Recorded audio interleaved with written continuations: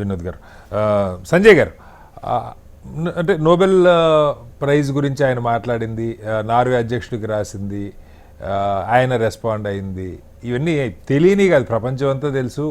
Norway ప్రభుత్వానికి Nobel కమిటీకి ఏ సంబంధం ఉండదన్న సంగతి అవి ప్రశ్నించడం దగ్గర నుంచి నాటో జనరల్ సెక్రటరీ తనతో షేర్ చేసుకున్న భావాలను కూడా మీడియాకి ట్రూత్లో పెట్టడం, ప్రైవేట్గా షేర్ చేసుకున్నవి, ఫ్రాన్స్తో ఒకవైపు గొడవ, యూకేతో మరొక వైపు, అంటే ఒక ప్రత్యక్షంగా క్లియర్ కనపడుతుంది ఈ చాగోస్ లేకపోతే గ్రీన్లాండ్ కాదు, కానీ యూరోపియన్ యూనియన్కి అమెరికాకి మధ్య స్పష్టంగా ఒక గందరగోళమైన పరిస్థితి కనపడుతుందని అనుకోవచ్చా? ఎలా అర్థం చేసుకోవాలి? స్టాక్ మార్కెట్స్ అయితే ఇవాళ మీరు చూసే ఉంటారు సంజయ్ గారు, దాదాపు లక్షల కోట్ల రూపాయలు, బిలియన్స్ ఆఫ్ డాలర్స్ డౌన్ అయిపోయినాయి, మదుపర్ల సంపద అయితే ఆవిరైపోయింది. ప్రపంచవ్యాప్తంగా ఒక ఆర్థిక గందరగోళ పరిస్థితి అయితే నెలకొంది. సంజయ్ గారు మ్యూట్లో ఉన్నారు, ఒకసారి అన్మ్యూట్ చేయండి.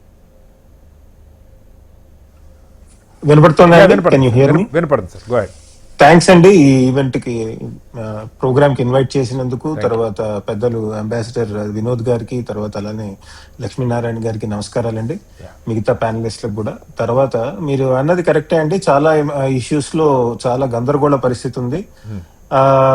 ఉదాహరణకి మనం చూస్తున్నాం, ఫస్ట్ వెస్టర్న్ హెమిస్ఫియర్ లో తీసుకుంటే గనక అటు వెనిజువేలా నుంచి తీసుకెళ్లిపోవడం జరిగింది. కెనడా ఈ మధ్య కాలంలో తగ్గిపోయింది అనుకున్నాం మనం. అమెరికాకి కెనడా గొడవలు ఉన్నప్పటికీ కెనడాను కూడా అమెరికాలో కలుపుకుంటానన్న వాదన తగ్గించాడేమో అనుకున్నాం. కాదు, వేరే వాటితో బిజీగా ఉండి దాని మీద మాట్లాడలేదు. ఇప్పుడు టైం వచ్చింది, మాట్లాడుతున్నారండి ఆయన.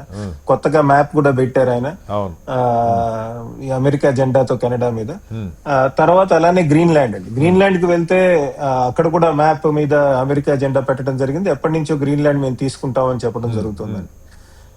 అమెరికా ఉద్భవించిన తీరు కనుక మీరు చూసినట్టయితే అమెరికా కూడా గ్రాడ్యువల్ గా ఎక్స్పాండ్ అయిందండి.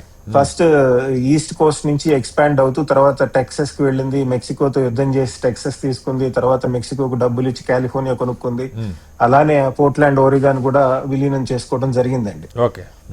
సో అప్పుడు అలానే తను కూడా అమెరికా టెరిటరీని ఎక్స్పాండ్ చేసినటువంటి ఒక గొప్ప మహారాజుగా గుర్తు పెట్టుకోవాలని చరిత్రలో ఆయన కోరుకున్నట్టుంది. అందుకే టెరిటరీ ఎక్స్పాన్షన్ కూడా పెట్టుకున్నారండి. సాధారణంగా అభివృద్ధి చెందుతున్న దేశాలు లేదా బాగా అమెరికా లాంటి దేశాలు టెరిటోరియల్ ఎక్స్పాన్షన్ మీద ఫోకస్ చేయవు, తన భూభాగాన్ని పెంచుకోవటం మీద ఫోకస్ చేయవు అనుకునేవాళ్ళం. అలాంటిది ఏం లేదు, నాయకుల మీద ఆధారపడి ఉంటుందని ఆయన నిరూపిస్తున్నారండి. గ్రీన్లాండ్ విషయానికి వస్తే అది స్ట్రాటజిక్ ఇంపార్టెన్స్, ఆర్కిటిక్ సర్కిల్ కి దగ్గరగా ఉంటుంది. ట్రేడ్ వాటికి, అంటే ఆర్కిటిక్ సర్కిల్లో క్లైమేట్ మారుతోంది కాబట్టి వాతావరణంలో వస్తున్న మార్పుల వల్ల అక్కడ షిప్పింగ్ రూట్స్ కొన్ని కొత్తగా ఓపెన్ అవుతున్నాయి. అవి కంట్రోల్ చేయడానికి గ్రీన్లాండ్ తీసుకుంటున్నారు అని అంటున్నారండి.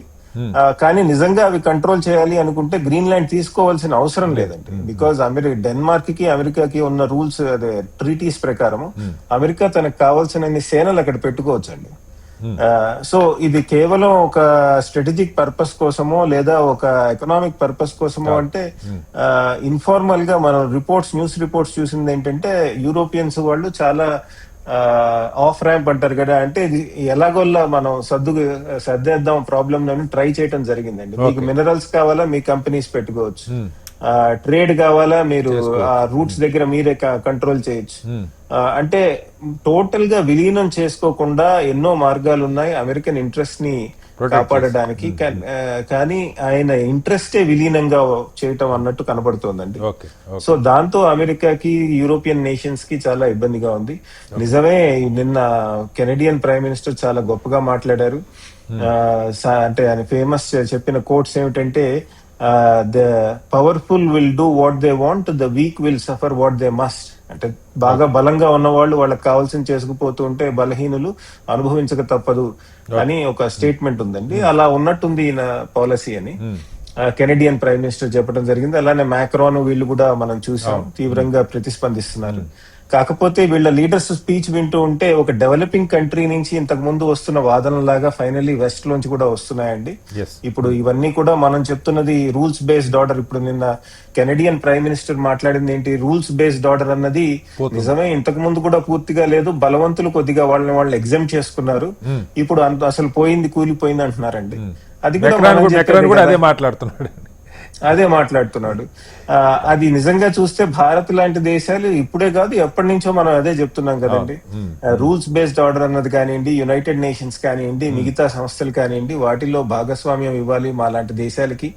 మమ్మల్ని కూడా టేబుల్ దగ్గర కూర్చోబెట్టాలి, మమ్మల్ని కూడా సంప్రదించాలి మీరు. ఇవన్నీ మనం ఎప్పటి నుంచో చెప్తున్నవే. ఓకే కాకపోతే వెస్ట్ అప్పుడు పట్టించుకోలేదు, ఇప్పుడు వాళ్ళకి దెబ్బ తగలంగానే వాళ్ళకి గుర్తొస్తోందండి. ఓకే చాగోస్ గురించి కూడా సంజయ్ గారు, అంటే యూకేతో కూడా ఇప్పుడు యూకే వాళ్ళకి చాలా ఇష్యూస్ చారిత్రాత్మకంగా ఉండుండొచ్చు. ఆ చాగోస్ ఏరియా అంతా కూడా మారిషస్కి అప్పగించిన దాని మీద 7 నెలల క్రితం ఈయనే అంగీకరించారు దానికి సూత్రప్రాయంగా. భారత్ కూడా దానికి మద్దతు తెలిపింది చాగోస్ని మారిషస్లో విలీనం చేయటంలో. దాన్ని ఇప్పుడు మళ్ళీ తిరగదోడాలి అన్న రీతిలో ఈయన మాట్లాడటం, యూకే తీసుకున్న నిర్ణయాలు తెలివి తక్కువ నిర్ణయాలు అన్నట్టు మాట్లాడటం ఎలా అర్థం చేసుకోవాలి? అంటే వీటికి ఒక చరిత్ర ఉందండి. ఇప్పుడు మీరు చాగోస్ తీసుకోండి, లేదా మిగతా ఐలాండ్స్ తీసుకోండి, ఇండియన్ ఓషన్ లో కానివ్వండి, పెసిఫిక్ ఓషన్ లో కూడా, అక్కడ కూడా మీకు ఫ్రెంచ్ టెరిటరీస్ కనబడతాయి, బ్రిటిష్ టెరిటరీస్ కనబడతాయి. అలానే ఇప్పుడు ఇండియన్ ఓషన్ లో ఫ్రెంచ్ టెరిటరీస్ కనబడతాయి. తర్వాత మదగాస్కర్ పక్కనే ఫ్రెంచ్ రీయూనియన్ ఐలాండ్ అని ఉంటుంది. అది టెక్నికల్లీ ఫ్రెంచ్ టెరిటరీ. అక్కడ ఉన్న పీపుల్ కి దే హావ్ ఫ్రెంచ్ పాస్పోర్ట్.